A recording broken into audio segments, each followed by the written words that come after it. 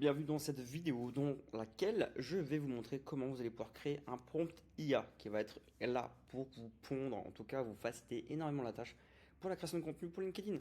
Donc pour ce faire, je vous ai fait un petit doc. Hop, quand vous l'ouvrez, ça ressemble à ça. C'est un doc qui est extrêmement complet sur lequel j'ai passé beaucoup de temps et pour que vous ayez les meilleures best practices de LinkedIn, etc. Vous n'avez pas besoin de vous en soucier. Donc tout ce qu'il faut savoir sur ce doc, c'est que vous allez faire un commande A ou un contrôle A pour tout sélectionner et vous faites un contrôle C ou un commande C pour copier. Vous allez aller dans votre IA préférée, Claude étant la meilleure pour faire la partie rédactionnelle. Donc vous ouvrez un prompt, vous faites coller, tac. Et je vais juste rajouter une petite notion parce que en ce qui me concerne, en fait ce qu'il faut savoir c'est que ChatGPT, etc., ce que vous lui marquez dans les chats, il va le garder pour les autres prompts. Donc là je vais juste lui dire, commence tout de suite à implémenter ce fichier, ce prompt est qu'un test pour mes clients. Toutes les infos que je vais te donner ne sont pas à garder pour les autres prompts, bien évidemment, parce que là, je vais vous faire un exemple sur une offre niche qui n'est pas la mienne. Donc, on va commencer à bosser tout de suite dans ce chat. Go! Donc là, j'envoie. Hop, on va le laisser bosser un petit peu. Parfait. Donc, bien évidemment, il va vous poser un certain nombre de questions. Donc là, question, quelle est ton offre principale? Décris-moi ce que tu vends en une phrase. Je vends du référencement Google, entre parenthèses SEO par exemple. Tac, c'est parti. Cool, question 2. À qui tu vends exactement? Secteur, type de boîte. Je vends pour les SaaS. Les SaaS, c'est Software as a Service, c'est les entreprises digitales qui vendent l'abonnement en fait, de la prestation de service par abonnement. Secteur, type de boîte, donc je vends pour les SaaS qui ont une offre, pourquoi pas, à 400 euros par mois. Enfin, on s'en fout. En gros, vous mettez votre client idéal, poste de la personne que tu cibles. En l'occurrence, je cible les CEO, donc dirigeants. Tac, tac, on avance. Ensuite, nickel, l'âge de ton audience. Ton CEO de ça, c'est approximativement quel âge? Il vous pose ces questions pour qu'il puisse vraiment parler dans les mots de votre ICP. C'est très très important. Il a entre 30 et 40 ans, approximativement, on va dire. Parfait. Tutoiement ou vouvoiement. En général, dans la tech, ça tutoie beaucoup. Donc, je vais dire tutoie. Hop, on va laisser faire. Good. Les trois principales douleurs de ton ICP. Il a du churn. Le churn, c'est le fait que les gens ils se désabonnent. Évidemment, pour les SaaS, c'est très, très problématique. Euh, il est sans cesse en train de chercher de l'acquisition client. La pub, ça coûte cher. On va pouvoir parler de ça. Après, l'acquisition client, évidemment, ça concerne tout le monde, hein. Ses objectifs principaux, et bah lui, il veut euh, scaler, avoir le max de MRR. Le MRR, c'est le Monthly Recurring Revenue, désolé pour mon anglais, c'est les revenus, c'est le chiffre d'affaires mensuel qu'il peut avoir. Il veut réduire son CAC, donc coût d'acquisition client, stopper la pub parce que la pub coûte trop cher. Donc il veut réduire son CAC, ne plus dépendre d'une ou plusieurs plateformes de publicité, par exemple.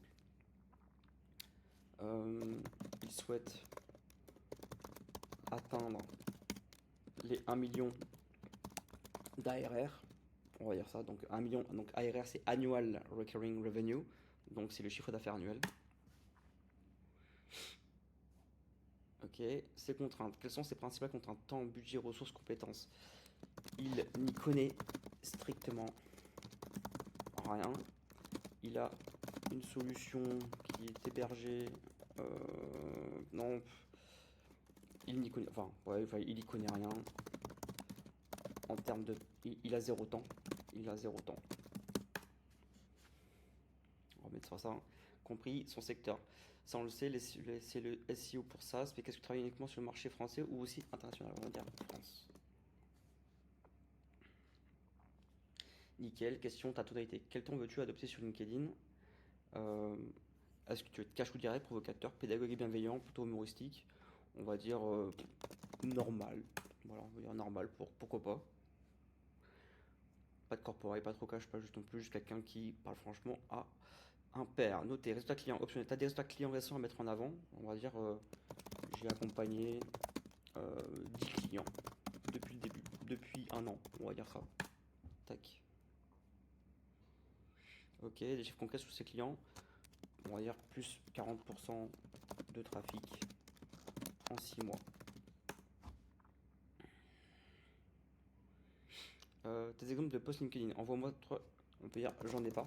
En fait, si jamais vous avez des posts qui ont bien fonctionné ou vous avez pris du temps à rédiger et que ce ne soient pas des posts qui soient orientés IA, parce que bien évidemment les posts qui sont purement faits par de l'IA, qui n'ont jamais été mis avec un peu d'humanisation, avec votre touche personnelle, à éviter parce que ce genre de posts en général les gens ils vont commencer à les striker, LinkedIn vont commencer à les striker aussi. Donc je vous engage, lorsque vous faites des posts, à les avoir, mais franchement, ultra humains, enfin ultra normaux. Pas les posts comme on peut les avoir habituellement, avec des retours à la ligne incessants, avec des points incessants, avec des résultats de points, avec des tournures de phrases qui sont ultra chat GPT. Enfin, ça, c'est à vomir, donc faites très attention à ça. Donc, on va dire, j'en ai pas. Et même si dans le fichier, initialement, je lui ai dit de faire attention aux tournures de phrases, je vais rajouter quand même, par contre, attention aux tournures de phrases de type LLM avec les retours à la ligne incessant, etc. Mais ça, tu le sais. Parce que normalement, il le sait dans le fichier que je lui ai donné. Hop. Je vais taper un ton naturel. Ok. Onboarding terminé. Qu'est-ce que tu veux que je fasse maintenant? Un post unique. Prépare-moi le calendrier de contenu de la semaine. Hop.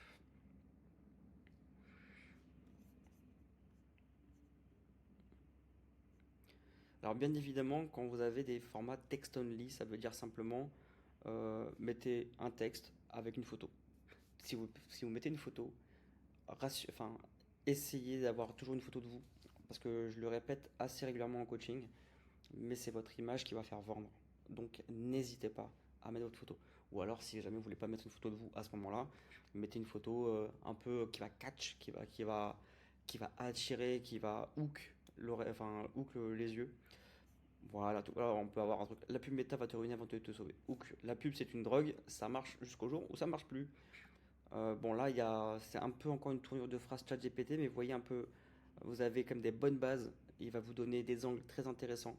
Donc on va lui dire, ok, une fois qu'il vous a donné tout ça, d'ailleurs il vous rappelle par rapport à l'algo aussi, quand est-ce qu'il faut publier. Ça c'est assez intéressant. Euh, donc vous pouvez le challenger une fois que vous avez récupéré ça, c'est ok, tes tournures de phrases sont encore ultra LLM, donc LLM c'est juste ChatGPT, enfin ultra IA quoi. Je veux que tu me rédiges le post de lundi en étant humain,